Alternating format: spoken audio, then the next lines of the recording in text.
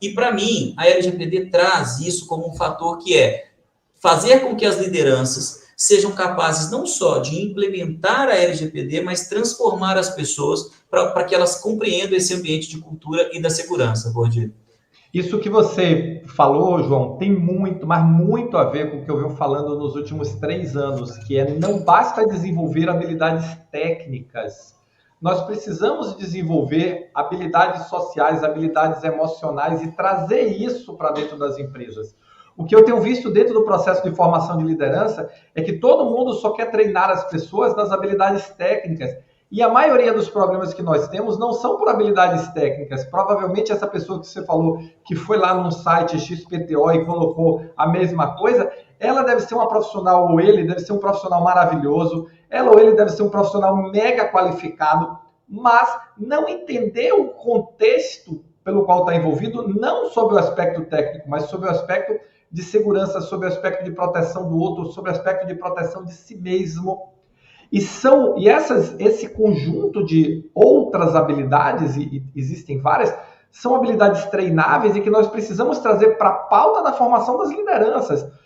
E uma coisa que eu tenho defendido muito é, nós temos que trazer para a pauta das formações das lideranças as habilidades emocionais, a inteligência emocional.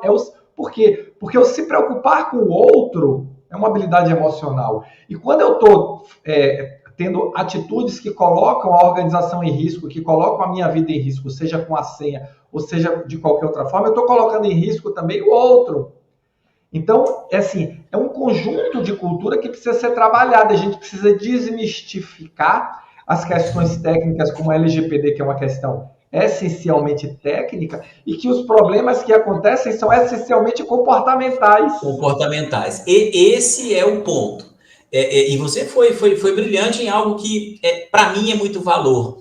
As pessoas precisam entender que elas cuidam dos dados de outras pessoas e que nós, enquanto usuários da informação, podemos ou não expor não só a empresa, mas expor terceiros. Esse profissional da saúde que foi até a justiça buscar ali um direito, que era uma rescisão indireta, e juntou dados de relatórios, na cabeça dele, o relatório era simplesmente um relatório.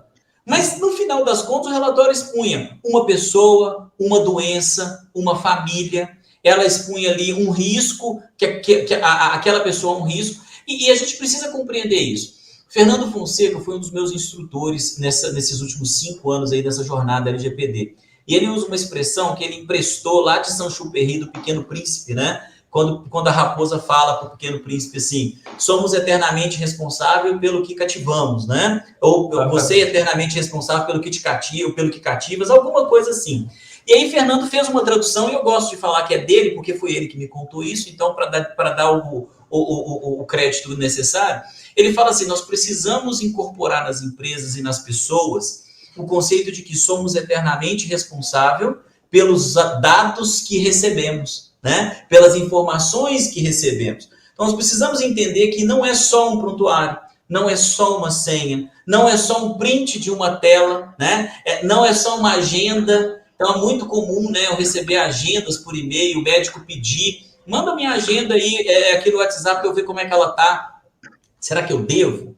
Será que aquela agenda sozinha, ela tem ali capacidade de colocar alguém em risco? Depende. Se eu estou falando de um oncologista especialista numa determinada patologia, numa determinada condição, ou se eu estou falando ali de um clínico geral, são sensibilidades diferentes para o mesmo dado.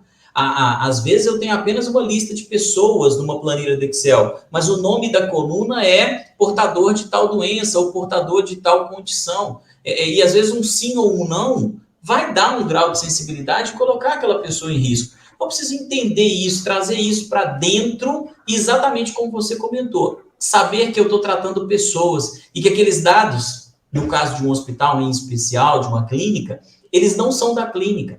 E esse é um outro ponto importante para a gente falar aqui, né? Também a gente discute muito assim, o prontuário é de quem? Aí voltar lá naqueles conceitos antigos, né? O prontuário é de quem? O prontuário é do paciente, sob a guarda do hospital. Bela guarda que você está fazendo, né? Do prontuário, quando você pega e gera um backup, no exemplo, e coloca ele numa nuvem, né? Bela guarda que você está fazendo quando você digitaliza e coloca isso num link compartilhado do Google Drive lá. Nada contra o Google Drive, mas apenas como exemplo.